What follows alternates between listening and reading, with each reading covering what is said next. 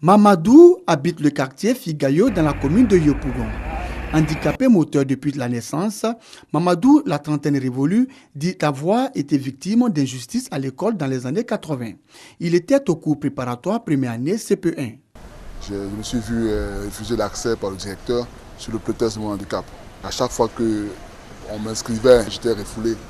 On me disait que non, pour accepter dans cette école, qu'il fallait que j'aille dans une école spécialisée pour les personnes handicapées.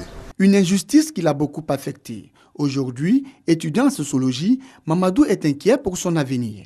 Si on doit refuser l'accès d'une personne sous le prétexte de son handicap, pendant que l'État s'est engagé à garantir l'éducation pour tous les enfants, y compris les enfants handicapés, dans un tel contexte, c'est un désespoir qui naît.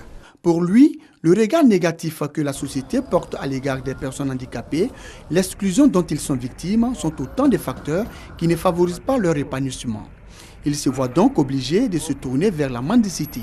Afin d'éviter le regard négatif des autres, Abdoulaye, handicapé et réparateur de postes auto dans la commune d'Agamé, lui, a préféré au cours élémentaire deuxième année CE2 mettre fin à ses études et apprendre un métier. Si je continue l'école, même si j'ai connu papier, vraiment je ne pourrai pas m'en sortir. Parce qu'en Côte d'Ivoire, généralement, une fois que tu es malade, vraiment, tu n'as pas la chance d'avoir travaillé au bureau. Tout comme Abdoulaye, Angèle, la quarantaine révolue, est mère d'un enfant. Après avoir abandonné les études en classe de 6e, elle décide à l'âge de 13 ans d'apprendre le métier de la couture. C'est un métier que j'aime et moi-même j'aime bien m'habiller, donc je me suis donnée à la couture pour pouvoir exercer ce que j'aime. Contrairement à Angèle, Martial, sourd-muet, n'a pas eu la chance de connaître le chemin de l'école du fait de son handicap. Aujourd'hui, orphelin des pères et des mères, Martial Menuisier réussit à s'installer à son propre compte. Bon, présentement, j'arrive à me prendre en charge. J'ai 2 enfants, un qui est scolarisé et un autre qui est encore enfant, qui a 5 mois. Ces personnes handicapées sont victimes d'injustice et d'exclusion. Une situation que dénonce Koné Victorien.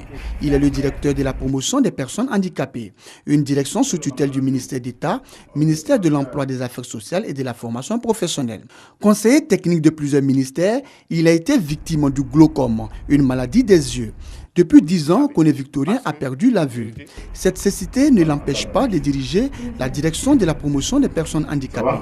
Le danger le plus grave pour une personne handicapée, c'est le regard de l'autre. Et c'est pour ça que nous essayons de les valoriser leurs talents. Les propos de Koné Victorien bénéficient du soutien de l'Association nationale des personnes handicapées non scolarisées et déscolarisées de Côte d'Ivoire, ANAFAM DECI.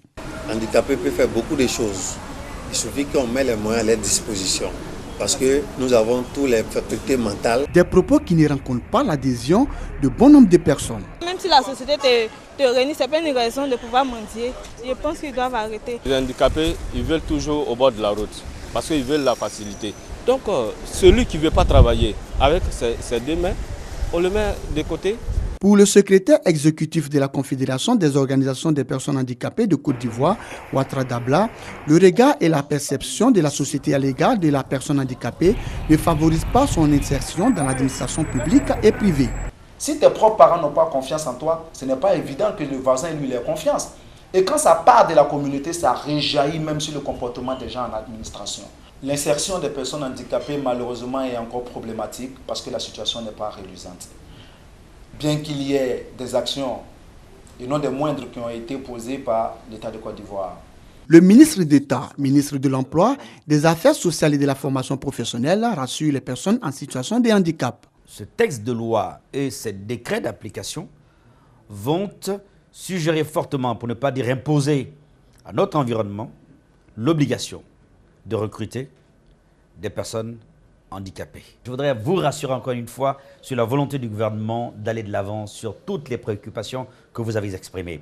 Certains ont trouvé des solutions et j'en suis convaincu, pour 2015, on ira encore beaucoup plus loin pour apporter les vraies réponses vis-à-vis des préoccupations que vous avez portées devant le gouvernement de Côte d'Ivoire.